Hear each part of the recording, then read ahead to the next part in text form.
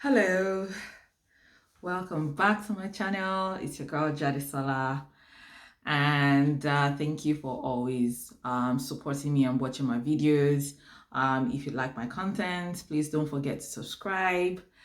So let's get into today's topic.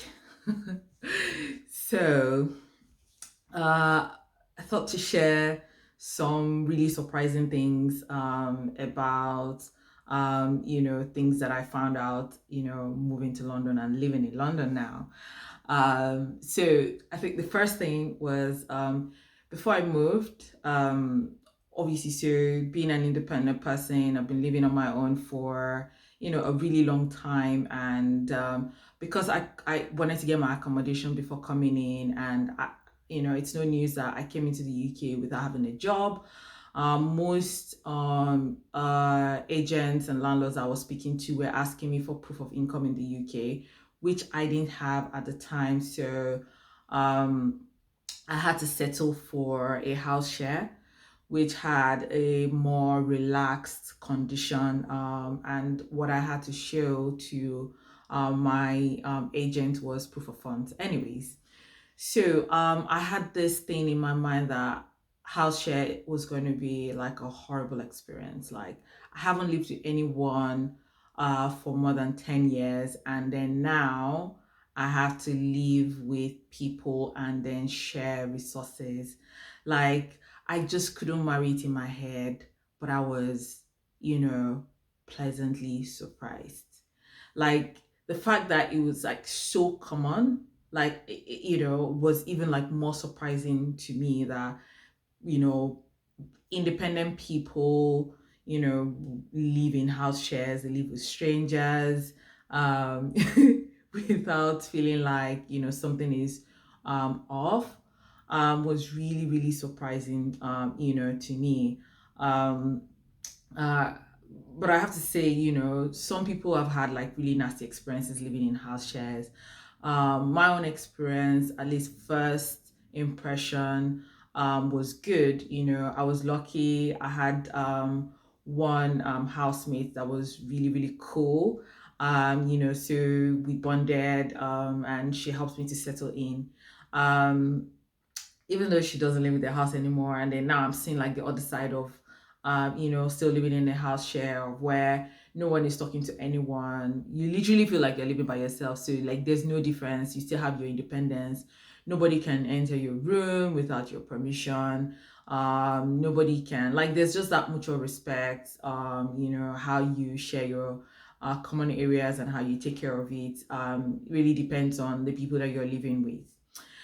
So that was really surprising to me, that it was just something that was really common, and it's really not that bad of an idea. And then it also helps you to save money if you're coming newly into, London, and London is expensive. So if you want to save money on rent, you may just want to share with people.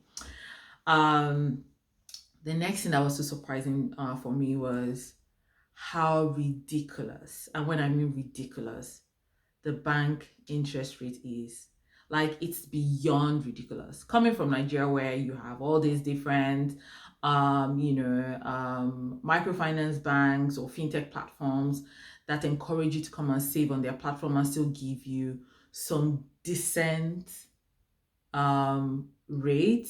When you're still hearing things like 7%, 10%. Some people can even give you as high as 15% per annum on your savings or investments. We in Nigeria here, let me make you laugh. You open an account they supposedly have categorized as a high interest yielding account, right? And you're excited about it, right? Oh, you want to put your money there.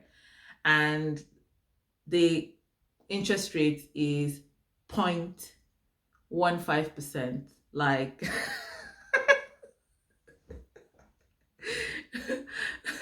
like you're like, what is going on? Like, seriously, like what is happening? Like, you put, say, £10,000 in an account, and at the end of the year you get £10 on it.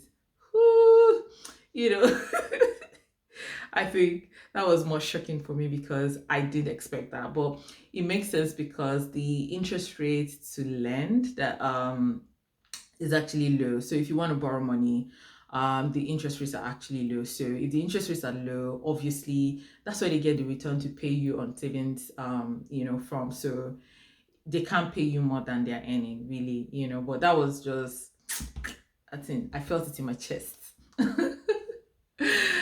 The other thing that was kind of surprising for me, if you'd seen one of my videos, you saw what African food did to me. For someone like me that, oh, I cannot eat anything that is not Nigerian food. Like, I don't know how. It was the ease of being able to access this thing that was really surprising to me. So, like, if I want to move from where I'm staying, I have to really check, are the African stores around? Can I still get my ingredients to make my afori roll, to make my banga soup, to make, it's everywhere. Like, you can easily find it. The only thing is there's some things that just don't taste the same. So for example, for someone like me that I like my goat's meat to have the stench of the goat. A lot of the goat's meat that they sell here actually don't have the skin on them, and obviously doesn't even have that thing that lets you know that this is goat's meat, right? But I'd rather that than any other thing anyway. So it's the ease of finding African food and things you can relate to it, and then yeah, like I was able to calm down after a few weeks just from having that, and that was really surprising for me. Um, the other thing that was, a bit shocking for me was, let's start with the ease of getting provisional driver's license. Let me start with that, which is the one that I have. So it's like the easiest form of UK identity card that you can get. It can also be used as proof of address for anything that you're trying to work on. And then the ease of being able to apply for this thing is just amazing. So let me give you a gist. So you can actually apply for this driver's license online, and you can pay, right? I think it costs about £34 to get it. Once you do it online, they will send you a form to your house, right? That you be required to fill out, and attach, say maybe your BRP, which is your biometrics residence permit, to it, and a passport photograph. Like, there's nothing like capturing, like, Nigerians will understand what capturing is and how long it takes to can capture, right? So you're attaching your own passport photograph to it with your BRP. Now to the gist that I wanted to give you on this. And so when I first came into the UK, I refused to apply for this. I actually applied for it. They sent the form to me, but I didn't want to send it back because I didn't understand why I would feel comfortable sending my BRP, you know, via the post office in an envelope to a place. What did they misplace it? Yeah, I was dealing with trauma from where I was coming from anyway. So I didn't send this in across. And I paid £34 already. Now, after like I think 6 months, I got a mail, a letter at home, and guess what? It was a check of £34. They literally returned my money for a service that I didn't use. I swear to God, that was very surprising for me. I didn't even know how to act. Like, oh, okay. So please, if you come in, don't worry. Like, if you don't do it, they'll refund your money. Like, that was very surprising for me. Eventually, I gathered the courage to send in my BRP and apply for my driver's license. And again, it came, and then I saw that it was valid for 10 years. Okay, I just did not want to really like talk about some of the stress from where I'm coming from, but people, like, if you know, that's the thing about this, right? um the next thing that was surprising for me was how easy it is to return stuff and just get your money back.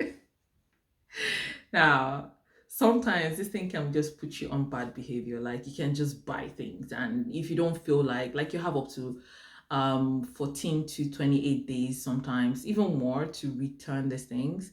And then you find that sometimes people will buy these things, they will use it, and then when they are done with it, they'll send it back and get their money or use to get something else. But it just breeds trust. It's basically to say, hey, if you buy something and it doesn't work, there's that confidence that, okay, you can actually return this thing and then somebody can give you your money back, or at least attend to it. Yet again, if you know, you know. Again, I talked about the postal system earlier. Like, that thing just, it gets me every single time. Like the way letters come to the house addressed to you every single time, it's just very surprising. Like, you get letters for everything, um whether it's for voting, whether it's for your NHS, whether it is, you know, it just works. Like, you order something, it comes like, next day thanks to Amazon, or, it's just the postal system here. It just starts to make me feel like there's so many things that we can improve in Nigeria, which is where I'm from, because again, if you know, you know.